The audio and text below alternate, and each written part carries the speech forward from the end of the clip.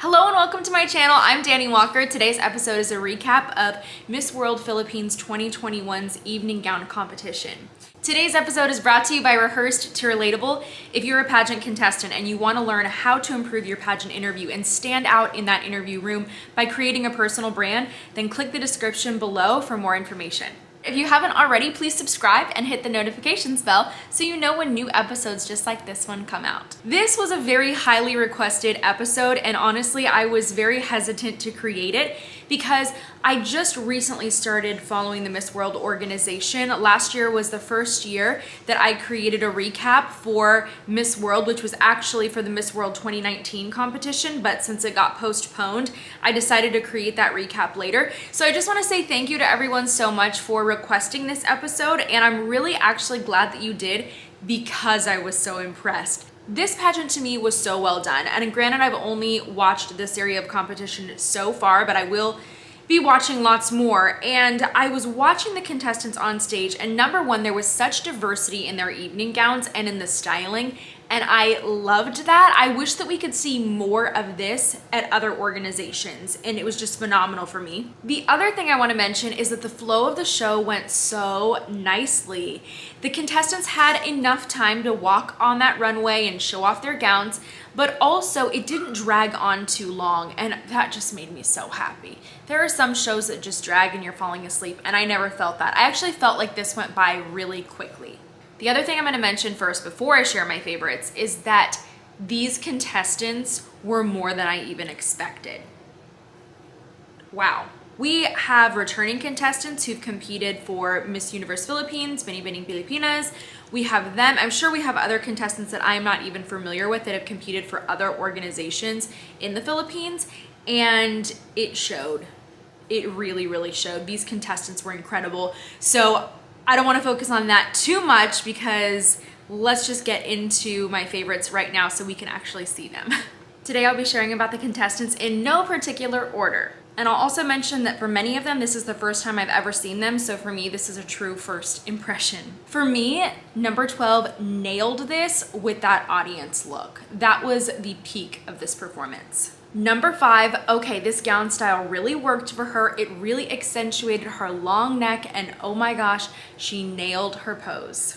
Number 20 wore a beautiful soft pink gown, and this really reminded me of the gown that Catriona wore to Miss World, that really soft pink. So I'm kind of wondering if there was any inspiration there. She had a great performance though. The only thing I would adjust for the makeup was I loved the overall look. I would just go with a softer lip color for her. Number 3 was one of my very favorite contestants. I absolutely loved the performance as well as her styling and this entire look. It was working. Number 6 is so beautiful in this vibrant color on stage. We don't see it too much in pageantry, but she wore it very well, and she had a beautiful smile at the end of this. Number 44 is so pretty, and she had a relatively very simple gown in comparison to some of the other ones that we've seen for the competition, but she carried it so well. For me, this was even a top 5 performance. I loved it. Number 17 had a really unique look. I actually thought this was very beautiful. I just wish she would have taken off the piece that she was wearing around her a little bit sooner. She did it later. I still think that it worked, and the gown and the posing was beautiful on stage. I just would have done it a little earlier. Number 36, okay, look at this. This gown does not look easy to walk in, but my gosh, she carried it so well, and it was just very different from anything else that we saw on stage, so it made her stand out. Number 7, the gown and the styling were perfect on her, and oh my gosh, that face. Number 8 had a really relaxed and laid back walk, but she was so stunning on stage. I feel like she's one of the contestants that could possibly fly under the radar a little bit because she didn't do anything over the top, but it still made her stand out. Number 15 was one of the few contestants to wear a red like this. It was bright, it was bold, but it was working for her, and the performance was phenomenal as well. Number 31, oh my gosh, she is not a stranger to pageantry, and I think this is the best performance I've ever seen her in. I loved it. The gown was perfectly fitted to her. Her waist looked incredible. That was the first thing I noticed when she walked on stage, but the color was beautiful, and she was a standout to me. Number 10 wore a really beautiful feather gown, and it was just so elegant, and I liked it a lot. I liked her performance. I just wish we would have seen a slightly lighter lip on her. Number 21 stood out to me among the rest. Oh my gosh. So we don't often see black gowns in pageantry on a brunette that are styled very well and that stand out on stage. Usually they don't stand out because they kind of get lost in the background in comparison to a gown that's covered in rhinestones. But this gown fit her perfectly. I love the hairstyle with it.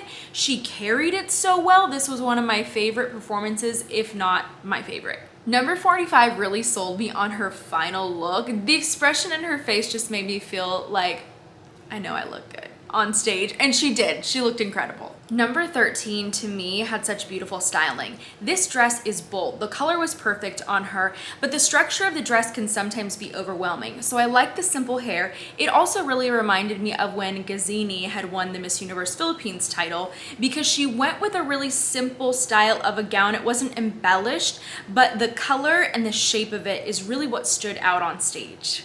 Number 18 I know is going to be one of those love it or hate it styles. I loved the skirt of this dress. It was honestly a very unique gown, and I can appreciate that if a contestant is wearing something that she really loves. I think though it was a little over accessorized, so I would have done this look with either only one of the hair clips that she had, or maybe none, or maybe a smaller earring. I just felt that all those accessories, especially with the large bow in front, was making it a little bit over the top in styling. Number 22 had great styling for this gown, and I have to say she had such a beautiful and genuine smile. Number 25, immediately I liked this gown style on her. I was just waiting for her to release the skirt. I know that she did a turn at the end of the runway. I would have preferred to see that turn earlier in the center and then allow her to release the sides of the skirt because I think that it would have laid a lot nicer for her final pose on stage.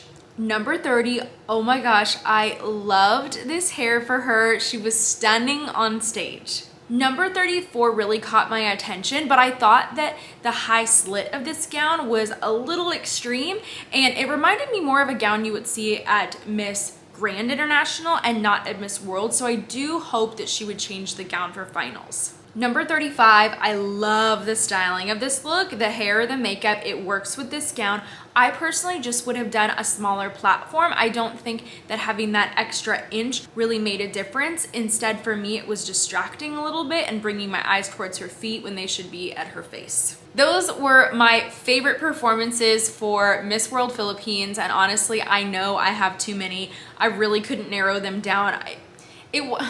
It wasn't even that nobody had a bad performance in this show. Can we all just say that? There were just some that I liked a little more for other reasons. That was literally it. But these contestants are so competitive, and I'm just curious how everybody's interviews went. That would be wonderful to know. But no matter what, there's gonna be an incredible representative for the Philippines at Miss World this year. So, super excited. Thank you guys for requesting this episode. Are there any other countries that I should be checking out and recapping? Let me know. Leave your suggestions in the comments below.